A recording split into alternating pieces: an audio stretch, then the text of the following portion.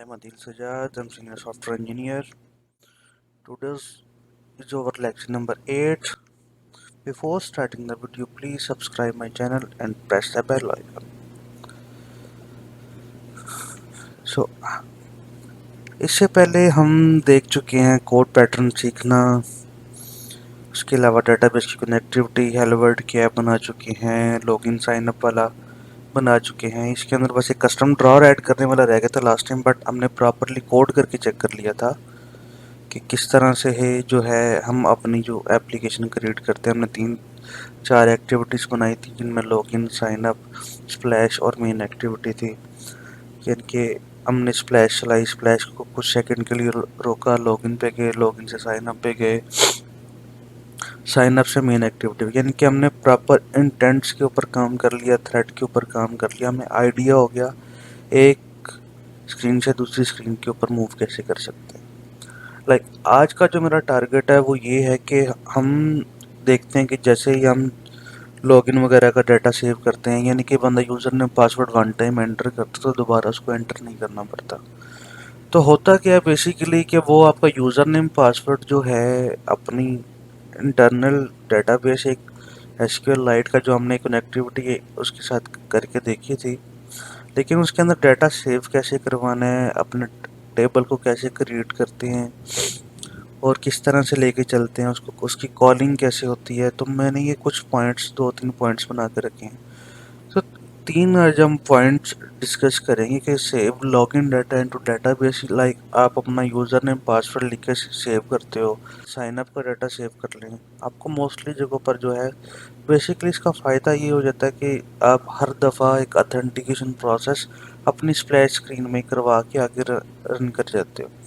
तो उससे आपको आइडिया हो जाता है ये यूज़र जो है अगर वो जाके अपना ऐप अनइंस्टॉल कर देता है या उसकी कैशे क्लियर कर देता है तो ये सारा कुछ रिलीज़ हो जाएगा। तो हम इसको स्टार्ट करते हैं, इसका कोड कैसे करते हैं, किस तरह से लेके चलते हैं। तो इसको मैंने डिवाइड कर दिया अपने कोड के अंदर 4-5 हिस्सों में। मैं एक प्रॉपरली जो है ना एक पहले फोल्डर बनाऊंगा, फोल्डर के अंदर मैं डिफरेंट फोल्डर्स बना के मैं इसका नाम रख देता हूँ डीबी। ठीक हो गया। अब ये हमारा जो आ जाएगा मेन, जो हम अपना कोड पैटर्न मैं आपको स्टार्ट में बता रहा था कि हम अपने कोड पैटर्न को सामने रखते हुए चलेंगे। तो इसके अंदर इंटरनल डीबी के अंदर मैं एक चीज़ बना रहा हूँ जी। फाइल हमें इसके अंदर चाहिए होगी जी कॉन्टेक्स्ट, जिसके अंदर हम अपना रख लेंगे कोई इनम। ये हमें फोल्डर बेसिकली बनाना है, फोल्डर। इसमें फोल्डर की ऑप्शन नहीं है तो अभी हम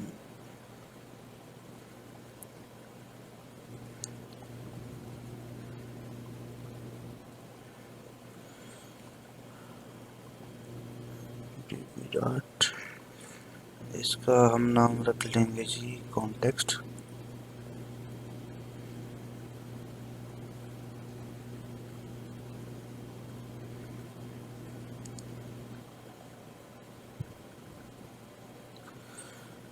एक हमारा हो जाएगा कॉन्टेक्स्ट का फोल्डर।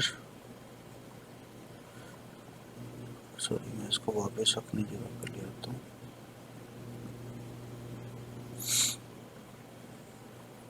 एक हमारा हो गया जी कॉन्टेक्स्ट का फोल्डर, और एक इसी के अंदर हम अपना फोल्डर बना लेंगे। जैसे एक कोड पैकेज हमें चाहिए जी, एक हमें चाहिए जी कॉन्टेक्स्ट हो गया, एक एंटिटीज हो गया। इस इन फोल्डर्स का बेसिकली पर्पस क्या है, मैं वैसे एक ही दफ़ा क्रिएट करके फिर जो है वीडियो को रन कर लेता हूँ। मैंने ये ग्रुप कुछ क्रिएट कर लिए, यानी कि कुछ फोल्डर्स मैंने क्रिएट कर लिए जिनका नाम मैंने common, context, entities, implementation, interface और प्रोसेसर रखा है। ठीक हो गया। ये एक डेटाबेस के फोल्डर के अंदर बेसिकली मुझे इनको कैटेगराइज करने का मतलब सिर्फ इतना है। मैं आपको प्रॉपरली यानी कि गाइड करता हूँ इसके बारे में। कॉमन कॉमन का फोल्डर मैंने इसलिए बनाया कि यानी कि इसके अंदर हम वो अपनी क्लासेस रखेंगे जो कि कॉमन होंगी, जो पूरी की पूरी डेटाबेस के फोल्डर्स के अंदर कॉमन चलेंगी, यानी कि जिसकी किसी भी फाइल के अंदर ज़रूरत पड़ सकती है। लाइक के टेबल्स हैं, जैसे कि हम बनाते हैं, जो टेबल नेम्स होते हैं वो डेटाबेस की हर क्लास को ज़रूरत उसकी पड़ेगी। तो कॉमन क्लासेस जितनी भी होंगी वो इस कॉमन के फोल्डर में अंदर आ जाएंगी। कॉन्टेक्स्ट बेसिकली क्या होता है? बेसिकली होता ये है कि जैसे कि आप कोई भी फाइल है, लाइक आप कोई टोस्ट, जैसे भी कोई आप लिखते हैं, हमने टोस्ट बना के देखा था तो उसमें हमने एक कॉन्टेक्स्ट पास करवाया था। और बेसिकली करता क्या है, जो किसी भी एक्टिविटी की जो मेन एक्सेस होती है उस कॉन्टेक्स्ट के थ्रू दी जाती है। तो हम इसी कॉन्टेक्स्ट को लेके अपनी मेन कॉलिंग के अंदर यूज़ करेंगे, क्योंकि इसके अंदर डायरेक्टली हम जो है अपनी इम्प्लीमेंटेशन जो होगी हम इसको एक्सेस कर रहे होंगे। वो किस तरह से करेंगे वो मैं आपको बताऊंगा। आगे आ जाता है जी एंटिटीज़। एंटिटीज़ बेसिकली क्या है कि जैसे कि लाइक हमने यूज़र जो भी हमने काम करवाना, तो हमें उसके लिए कोई ना कोई क्लास चाहिए होगी जिसके अंदर पहले हम टेम्परेरी डाटा स्टोर करवाएंगे, फिर जाके अपनी जो डाटाबेस की क्लासेस के अंदर जाके हम जो जब हम उसका क्रिएट या इंसर्ट का क्यूरी लिखेंगे तो वहाँ जाके वो सेव होगा। इम्प्लीमेंटेशन जो ये एंटिटीज लगी हुई है, जाहिर सी बात है उसी अब सिस्टम को या अपनी एप्लीकेशन को कोई ना कोई तरीका तो हमने बताना है कि ये चीज़ें हैं आपके पास, इनके ये यूज़र नेम की एक स्ट्रिंग है, एक पासवर्ड की स्ट्रिंग है, इसको सेव करवाना है। अब ये जो इम्प्लीमेंटेशन है ये वो जो हमने पहले एंटिटी डिक्लेयर की होगी ये उसकी इम्प्लीमेंटेशन के लिए होगा। अच्छा, हमें इसके अंदर एक इंटरफेस बनाएंगे जेनेरिक तौर के ऊपर, यानी कि ये मैंने एक जेनेरिक इंटरफेस के नाम से एक इंटरफेस क्रिएट कर लिया। ठीक है, हम बेसिकली इसके अंदर करेंगे क्या कि हमने ये 4 काम करवाने हैं टोटली। 5वें की ज़रूरत नहीं पड़ती, वैसे अगर इसकी ज़रूरत पड़ेगी तो हम इसको भी यूज़ कर लेंगे। अब पहला काम क्या करवाने का, डीबी के अंदर हमने जो डाटा एंटर करवाना। ठीक है, ये इंटरफेस ट्री टाइप का यानी कि जेनेरिक इंटरफेस है। तो इंटरफेस के अंदर हमने सिर्फ अपने 4 मेथड बनाए हैं, create, update, delete, get all. ठीक हो गया। इसको कॉल कैसे करना है, कैसे इसको लेके चलना है, ये सारा सिंपल। अभी तक का इंटरफेस का ताल्लुक सिर्फ इतना है कि आपको एक जनरल आइडिया होना चाहिए किस तरह से हमने अपने जो है ना CRUD ऑपरेशन, जो मैंने आपको पहले बोला था, हम इसमें CRUD ऑपरेशन पूरा अपना परफॉर्म करवाएंगे। इसमें जो आर है, CRUD होता है, CRUD जो आर है वो गेट ऑल का मेथड, बेसिकली वो रीड का काम कर रहा है। तो अपडेट जो है वो अपडेट की क्यूरी हम इसके लिए लिखेंगे, डिलीट के लिए डिलीट की क्यूरी लिखेंगे। तो क्रिएट के लिए हम क्रिएट की क्यूरी, यानी कि हमने बेसिकली डेटाबेस की कुछ क्यूरीज यहाँ पे लिख के इसको परफॉर्म करवाना। अच्छा, फाइनल और लास्ट हमारा फोल्डर है प्रोसेसर का। प्रोसेसर मीन ये कि अभी हमने जो एसक्यूएल की मेन फंक्शनैलिटी है जो हम परफॉर्म करवाएंगे इसकी इम्प्लीमेंटेशन के ऊपर इसके एंटिटीज़ को यूज़ करके, लाइक प्रोसेसर के अंदर आपके कॉमन से वो टेबल उठा लेगा, कॉन्टेक्स्ट से जो है वो आपका जो कॉन्टेक्स्ट, खैर कॉन्टेक्स्ट का प्रोसेसर से कोई काम नहीं, कॉमन के अंदर से आपका टेबल उठा लेगा। एंटिटीज़ के अंदर से जो है वो जो आपने यूज़र नेम पासवर्ड या जो भी फील्ड्स रखी होंगी वो उठा लेगा। इम्प्लीमेंटेशन से उसका मेथड उठा लेगा जो इम्प्लीमेंटेशन हो, और इंटरफेस से वो ऑपरेशन उठा लेगा जो आप परफॉर्म करवाना चाह रहे हैं, यानी कि क्रिएट का, अपडेट का, डिलीट का, जो भी है। तो इसके अंदर हम जो है ना एसक्यूएल के साथ वो प्रॉपर पूरी कमांड लिख के तो उसके थ्रू ये काम करवा लेंगे। सो हम इसको स्टार्ट करते हैं। सबसे पहले हम कॉमन के अंदर एक टेबल की क्लास ऐड करेंगे। टेबल के अंदर हम एक उसका टेबल की क्लास, मैंने एक इनम की क्लास बेसिकली ऐड की। इनम की क्लास को ऐड कैसे करते हैं, यहाँ पे राइट क्लिक किया, न्यू, जब जावा क्लास के ऊपर क्लिक करेंगे तो यहाँ पे हमारे पास एक, यानी कि उसका बिल्ट इन आ रहा होगा, हमने वहाँ से इनम सेलेक्ट किया, इसका एक नाम दे दिया हमने टेबल्स के नाम से। जब हम उसको क्रिएट करेंगे तो इस नाम से एक टेबल आ जाएगा। तो हमने उसमें जाके एक वेरिएबल डिक्लेयर कर लिया, DTO यूज़र लॉगिन, यानी कि हम यूज़र लॉगिन का एक टेबल जो है ना वो बनाने लगे हैं, जो कि एक टेबल्स की इनम के अंदर पड़ा हुआ। ठीक हो गया। इस इनम का बेसिकली पर्पस सिर्फ ये है कि जो हमारे टेबल, हम जितने हम टेबल्स बनाएंगे हम उनको यहाँ पे यूज़ कर लेंगे। यानी कि उनके नाम यहाँ पे डिक्लेयर कर लेंगे। दूसरी चीज़ आ जाती है जी, सेकंड स्टेप है हमारा एंटिटीज़। तो मैंने एक क्लास बना ली लॉगिन एंटिटीज़ के नाम से, क्योंकि हम लॉगिन का काम करवा रहे हैं। तो लॉगिन के अंदर जो सैंपल डाटा यानी किसी भी एप्लीकेशन के अंदर जो डाटा यूज़ हो सकता है, मैंने वो सारे ऑलमोस्ट वेरिएबल्स यहाँ पे ले लिए। अच्छा, उन वेरिएबल्स के अंदर मैंने लिया क्या क्या, ईमेल ले लिया, पासवर्ड ले लिया, अकाउंट ले लिया, मोबाइल नंबर ले लिया, और एक ग्रुप आईडी के नाम से एक वेरिएबल ले लिया। जस्ट आपने करना क्या, मैं सिंपल उसका एक आपको वे तरीका बता देता हूँ। लाइक जैसे कि मैंने एक इंट टाइप एक वेरिएबल ले लिया, लाइक माई आईडी। ठीक हो गया, ये मेरा एक नया वेरिएबल है। अब हम इसके गेटर और सेटर परफॉर्म करवाएंगे। गेटर सेटर कैसे परफॉर्म करवाते हैं, एक बिल्ट इन तरीका, या आप खुद लिख सकते हैं तो आप खुद लिख लें। अब यहाँ पे करेंगे राइट क्लिक, या आप दबाएंगे कंट्रोल ओ या कंट्रोल इंसर्ट।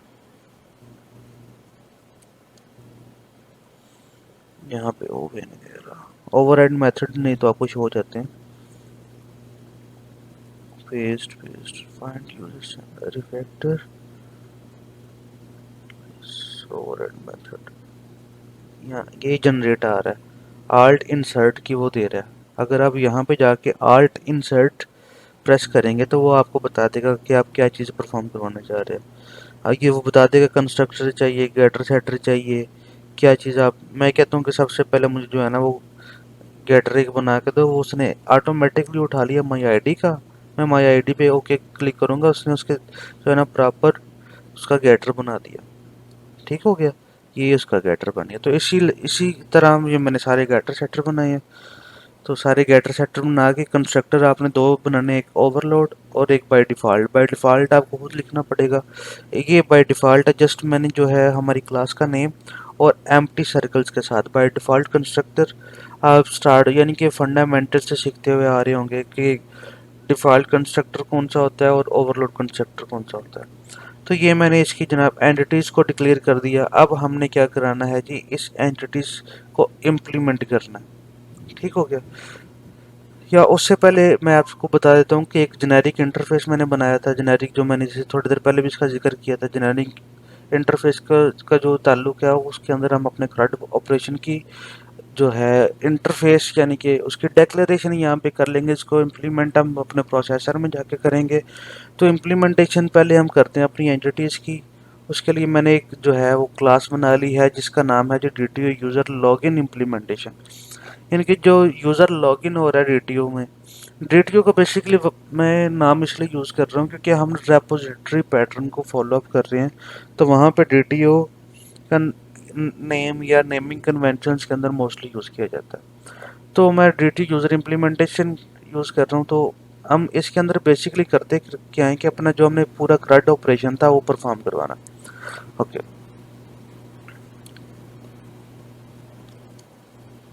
ये है जी हमारी, ये हमने क्लास बनाई जो इम्प्लीमेंट करेगी हमारे वो जेनेरिक इंटरफेस को जो हमने अपना इंटरफेस के अंदर। ये जेनेरिक इंटरफेस ये वाला। ठीक हो गया, इसके अंदर हमने टी टाइप रखी थी, यानी कि कोई भी जेनेरिक टाइप इसके अंदर आ सकती है। इस टी टाइप का मकसद ये है।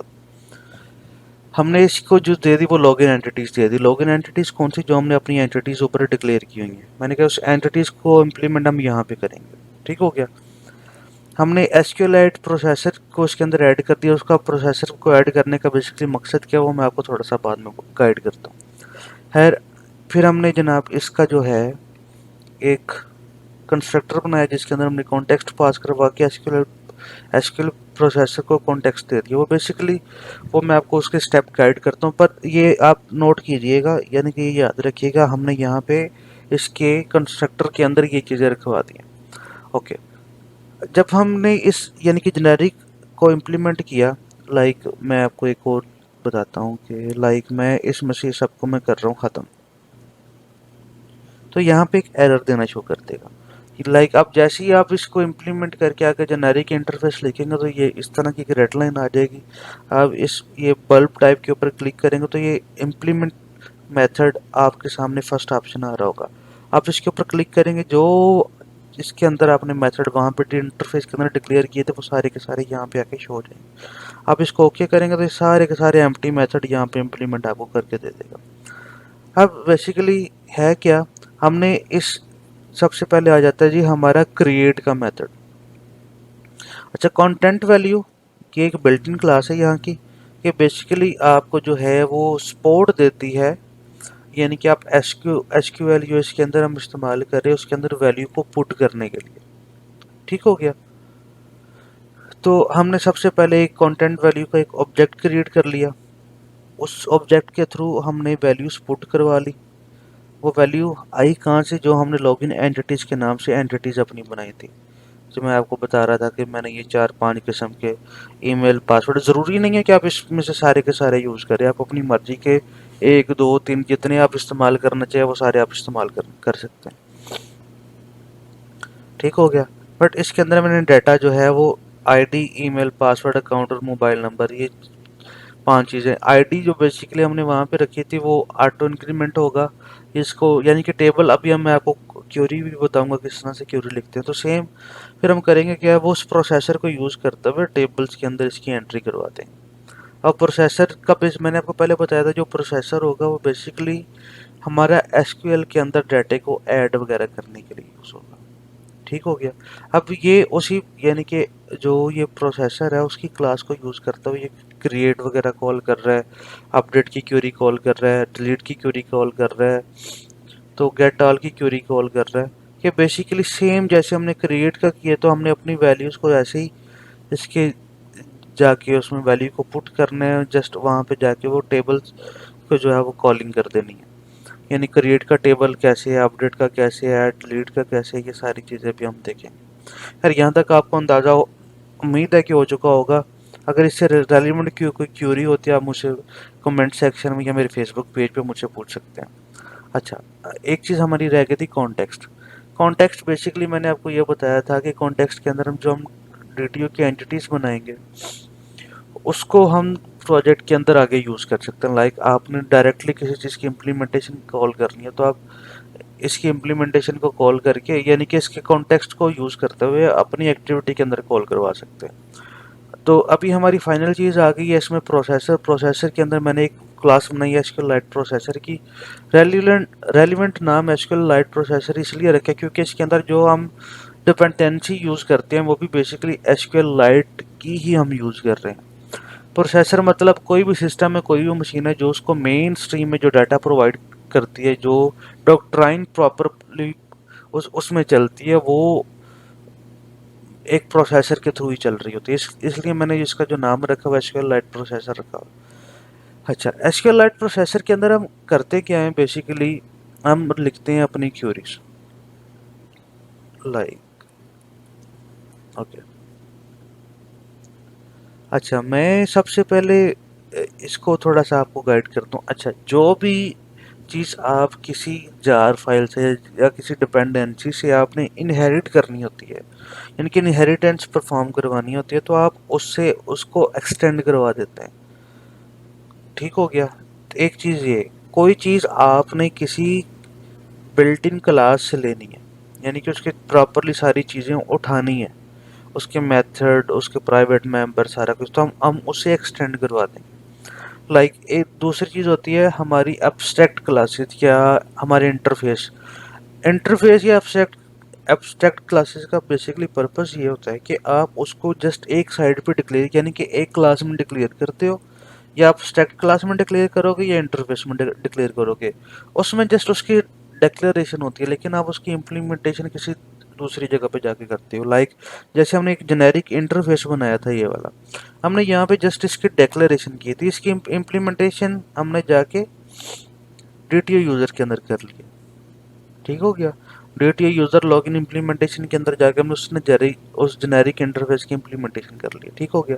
बाकी एक्सटेंड वो चीज़, यानी कि जिस क्लास के प्राइवेट मेंबर, मेथड, सब कुछ हमने गेट करना होता है, इनहेरिट करवाना होता है, उसके लिए हम एक्सटेंड यूज़ करते हैं। तो हम यहाँ से एक्सटेंड करवा रहे हैं एसक्यूएल लाइट ओपन हैंडलर, यानी कि एसक्यूएल के साथ हम अपनी कनेक्टिविटी करवा रहे हैं। अच्छा, जब हम इसके सारे मेथड्स, इसके कुछ बिल्ट इन मेथड्स आपको मिलेंगे, कुछ आपको खुद लिखने पड़ेंगे। लाइक सेम उसी तरह ये बिल्कुल एम्प्टी। जैसे ही मैं उसको एक्सटेंड करूँगा तो आप इधर दबाएंगे कि ये हमारे पास आ रहा है जी एरर।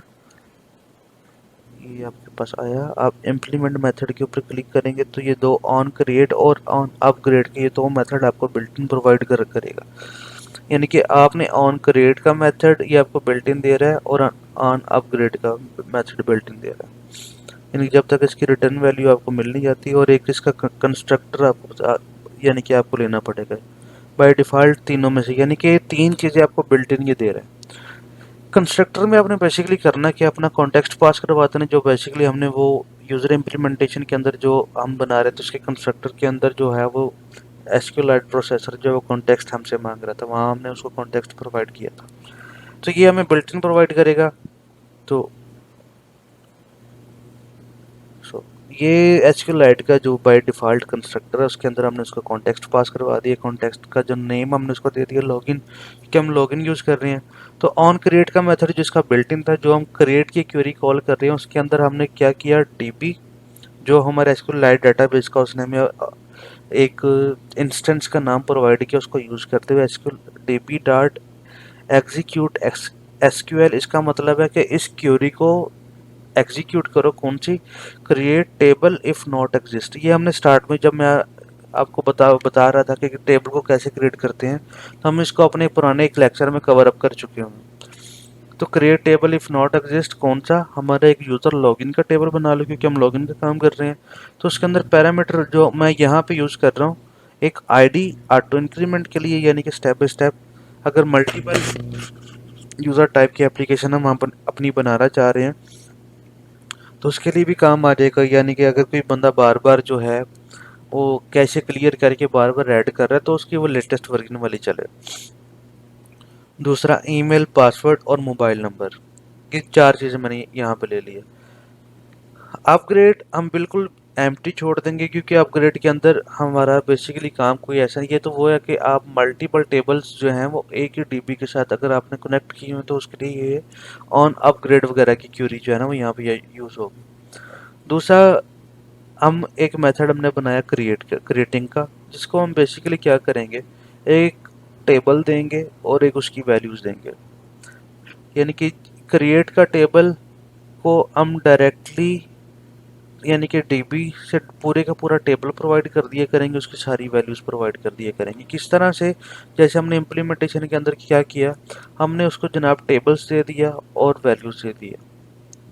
ठीक है, ये मैं आपको बता रहा था कि ये हमने कॉन्टेक्स्ट को प्रोवाइड किया। फिर उसी प्रोसेसर को यूज़ करते हुए हम उसको बेसिकली टेबल का नाम दे रहे हैं और इसकी वैल्यूज़ देते जा रहे हैं।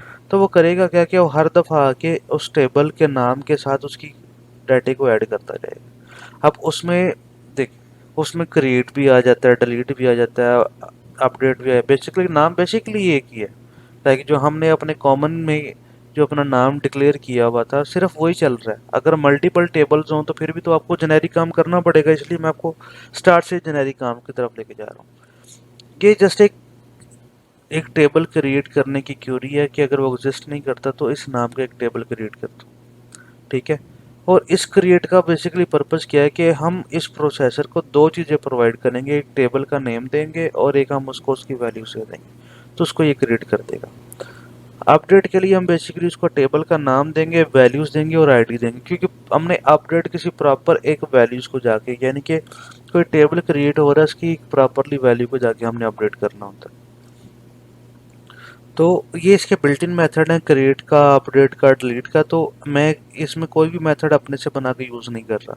ठीक है, जो हाँ जो इसकी इसके टर्म ऑफ यूज़ है, लाइक इसकी जो मेन स्ट्रीम है वो कॉलिंग कैसे है वो मैं खुद डिक्लेयर कर रहा हूँ। लेकिन ये जो है ये एसक्यूएलाइट डाटाबेस ये बिल्ट इन इसके हैं, इसका ऑब्जेक्ट बना लिया मैंने डीबी। डीबी के साथ डीबी डॉट अपडेट जो है ये बिल्ट इन इसका जो है मेथड है, हम उसको यूज़ कर रहे हैं। तो उसको आईडी प्रोवाइड कर रहे हैं। और डिलीट के अंदर आप क्या करते हैं, सेम उसको टेबल का नाम दे देते हैं कि उस पूरे के पूरे टेबल को अगर आपने डिलीट करना है तो आप उसको जस्ट टेबल का नाम प्रोवाइड करेंगे तो उसके built in method dB dot जो है वो डिलीट कर देंगे, यानी डिलीट फ्रॉम टेबल, उस टेबल पूरे के पूरे को डिलीट कर देगा वो। अच्छा, अच्छा, गेट का मेथड ही मैंने एक एक्सटर्नल मेथड बनाया है। इसके अंदर बेसिकली हमने करना क्या होता है कि किसी स्पेसिफिक टेबल की वैल्यूज को अगर हमने गेट करना हो तो हम ये मेथड को यूज़ करते हुए कर सकते हैं। तो आज के लेक्चर में मेरे ख्याल में इतना। इसकी कॉलिंग किस तरह से करते हैं ये मैं आपको नेक्स्ट लेक्चर में बताऊंगा। सो हमारे ये पहले दो काम, save login data into database, बल्कि हमारा ये एक ही काम हुआ है, how to write CRUD in Android. तो हमने जो बेसिकली एंड्रॉयड के अंदर CRUD किस तरह से लिखते हैं उसके लिए हमें जो है ये हमने तो ऑलमोस्ट फोल्डर बनाए हैं। उन फोल्डर्स के नाम हमने common, context, entities, implementation, interface, processor रखे हैं। ठीक हो गया। इन बेसिकली फोल्डर्स का क्यों ज़रूरी है ये मैंने आपको गाइड कर दिया। तो फिर इसके अंदर हमने हर एक की अपनी कॉमन के अंदर टेबल्स हमने रखने की क्लास बना ली। कॉन्टेक्स्ट के अंदर हमने DTO की एंटिटीज रख ली, और एंटिटीज के अंदर हमने जो हमारी अपनी जिस तरह का हम टेबल बनाना चाह रहे हैं, लाइक लॉगिन का है तो हमने उसके यानी कि यूज़र नेम, पासवर्ड जो भी है उसके एक क्लास बना कर रख ली। इम्प्लीमेंटेशन के अंदर जो हमने एंटिटीज अपनी डिक्लेयर की थी उसको इम्प्लीमेंट कर लिया, लेकिन उसके लिए हमें SQLite चाहिए था। SQLite की इम्प्लीमेंटेशन के लिए जो है हमने प्रोसेसर को कॉल कर लिया। उसमें होता क्या है कि हम एक डेटाबेस क्रिएट करते हैं, डेटाबेस के डिफरेंट क्यूरीज को परफॉर्म करवाते हैं। इंटरफेस के अंदर हमने मेन जेनेरिक हमने CRUD बना लिया जो कि एंटिटीज़ को इम्प्लीमेंट करेगा, लेकिन उस एंटिटीज़ को अपने डेटाबेस में स्टोर करवाने के लिए हमने प्रोसेसर को कॉल करवाया।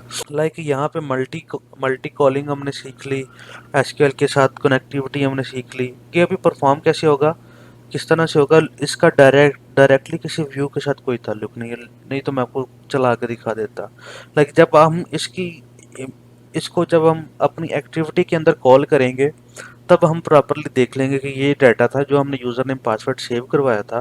तो मैं आपको डिबग करके दिखाऊंगा कि ये डेटाबेस की ये लाइन एग्जीक्यूट हो रही है, ये हमारे डेटाबेस के अंदर जाके फाइल बन के स्टोर होती जा रही है। फिर हम अपने प्रोजेक्ट में कहीं भी कॉल करना होगा तो हम इसी डेटाबेस के ऑब्जेक्ट को यूज़ करते हुए अपनी पूरे के पूरे प्रोजेक्ट के अंदर कॉल कर लेंगे। Thank you very much. आज का हमारा टॉपिक यहीं पे एंड होता है। So before leaving the video, please subscribe my channel and press the bell icon. Thank you very much.